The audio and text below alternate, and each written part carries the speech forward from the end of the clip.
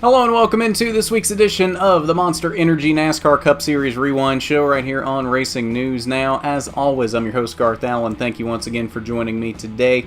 If this is your first time catching a Racing News Now video, consider going down below and hitting that subscribe button and ringing the bell for notifications so you don't miss a thing from Racing News Now going forward. On this channel, we discuss lots of motorsports, namely NASCAR, ARCA, IndyCar, and Formula One. On today's edition of the Monster Energy NASCAR Cup Series Rewind Show, we're looking back at today's 26th annual Foxwoods Resort Casino 301 from the New Hampshire Motor Speedway, 1 mile oval in Loudon, New Hampshire, 301 laps. And not too terribly much happening in this race, which is fairly typical for a New Hampshire race. Typically not a lot of incidents, typically not a lot of passing. It's just par for the course for New Hampshire. 7 caution flags on the day for 31 laps. First caution coming at lap 16 when the 00 of Landon Castle spun in turn number 3. And lap 21, AJ Allmendinger backs it into the wall between 1 and 2 to bring out the caution. Then lap 37, we had a competition caution to check tire wear and all that kind of thing. Always usually happens when there's a rain delay to start the race. This race starting, was it about 4 hours late due to rain earlier today in the Loudon area, which is why they had initially bumped the start time up to 1 p.m., moved it up an hour, trying to hopefully beat the rain. Well, it was raining at 1 o'clock, so that really didn't do a lot for them, but I give them an A for effort on that one at least.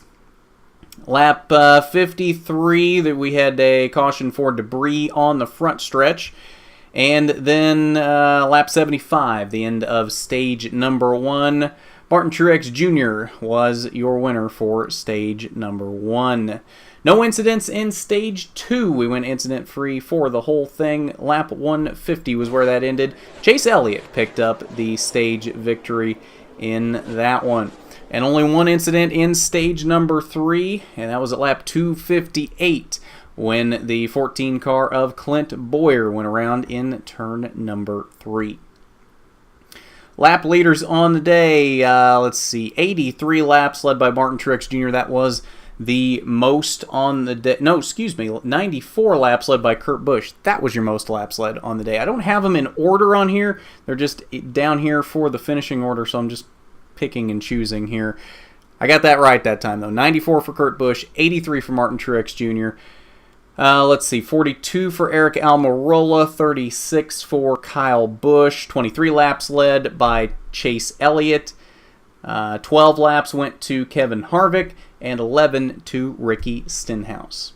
Alright, so let's get into the results for the Foxwoods Resort Casino 300. Kevin Harvick would be your race winner on the day, with a very impressive kind of bump and run move on Kyle Busch there at the end of the race. Very reminiscent of short track racing, even though New Hampshire is a 1 mile track. You could kind of consider New Hampshire a short track, given that it races more like a short track than it does anything else.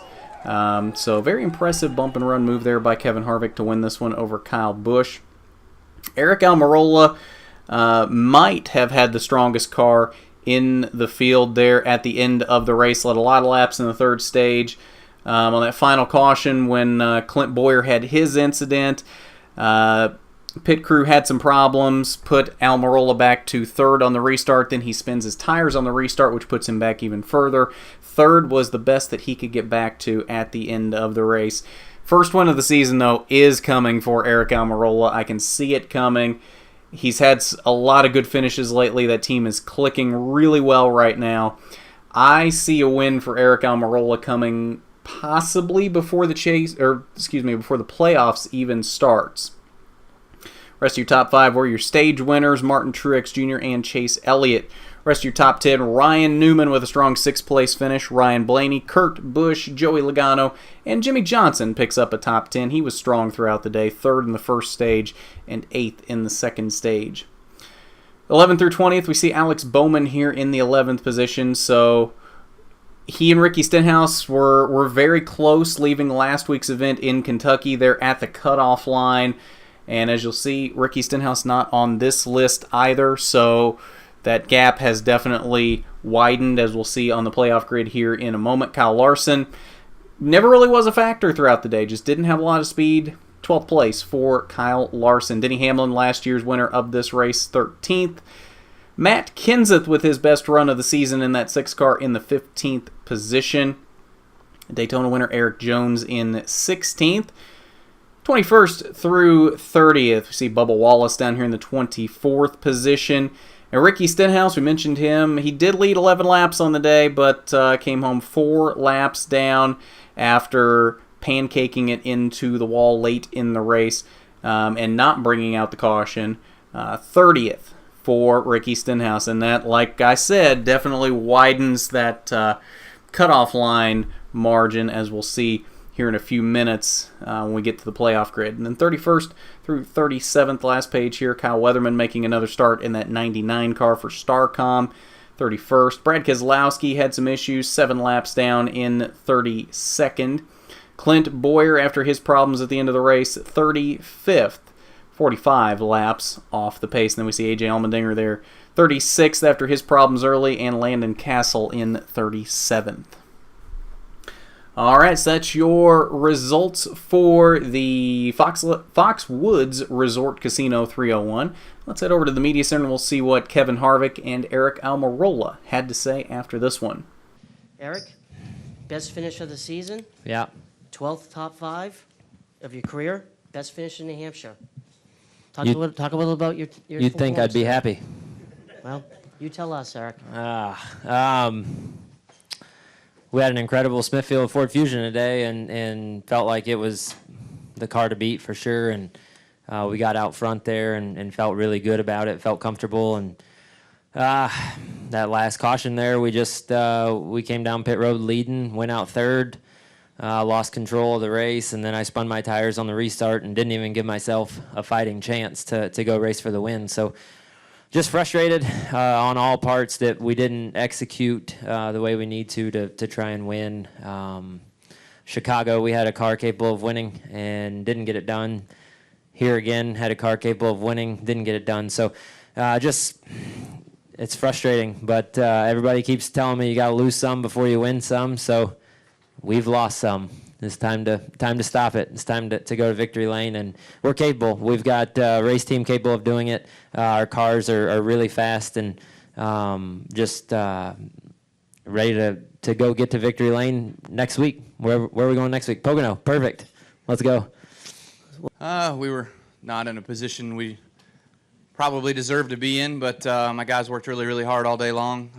The performance of our car just wasn't great from the onset of the weekend, and throughout today's race as well, too, although we kept making it better. Certainly Adam Stevens and the guys made some really good calls and some adjustments on getting us better and better and better throughout the day. And my pit crew being awesome, being able to put us in that position to have the last control of the last restart and to be able to lead for that many laps. It was just a matter of time, though. Those SHR cars were really fast. It was just a matter of time before they'd get to me and get by me. But, a little bumping and banging, rubbing's racing. We go on next week. Did you think about waiting until maybe 2 or 3 to go? No, I figured that's exactly what he was thinking, and I knew I needed to take the opportunity as early as I could get it because I knew that he was thinking late, and we needed to do it when he wasn't expecting it because the more opportunities to get in his wheelhouse, in his thought process, the less chance that you have. He's that good, and if you wait till 2 or 3 to go.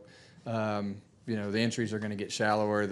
He's going to start grinding on the brakes a little bit harder. He's going to put himself in a position to not get hit, and he's going to go on defense and start to really get aggressive too. So it's I wanted to do it earlier just to try to catch him off guard. All right, let's take a look at your playoff grid before wrapping up here tonight. And up here at the top of the guys in on points, we see Brad Keselowski drops a spot after his disappointing finish in Kurt Busch's top 10. Kurt Busch now leads the drivers in on points. Jimmy Johnson, Chase Elliott, obviously lengthening their margin above the cutoff after top 5 for Chase Elliott and a top 10 for Jimmy Johnson. Alex Bowman now has widened that gap. It is now a 28-point gap between Alex Bowman and Ricky Stenhouse is the official margin there. So widened it by about 20 points this week there at the cutoff line. Paul Menard back there, only 1 point behind Ricky Stenhouse, so he is very close as well. And then Ryan Newman with his 6th place finish closing in as well. Daniel Suarez a little closer than he was before as well. All right, so that's your playoff grid following the Foxwoods Resort Casino 301. I think that will do it for us tonight on the Cup Rewind Show. We will not have an ARCA Rewind this week for the Berlin, Michigan race, as that got rained out yesterday and has been moved to August 25th. So there will be no ARCA Rewind show this week. That means the only thing remaining coming up here in the next couple days will be pole position tomorrow night, Monday night, 8 p.m. That will recap the Xfinity and Cup races from New Hampshire, trucks from Eldora, and F1 from Germany earlier this morning. So got a few races to recap on pole position as well. It'll just be quick recaps as it usually is on pole position. If you want more in-depth recaps of this, well, obviously you've watched this already, but if you want in-depth recaps of Xfinity or truck action, you want to go back and check out those rewind shows. They will be linked down in the description if you haven't seen them already.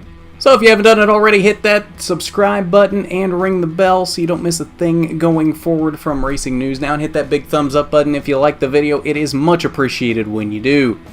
So with that, this has been the Monster Energy NASCAR Cup Series Rewind Show. I'm Garth Allen for Racing News Now.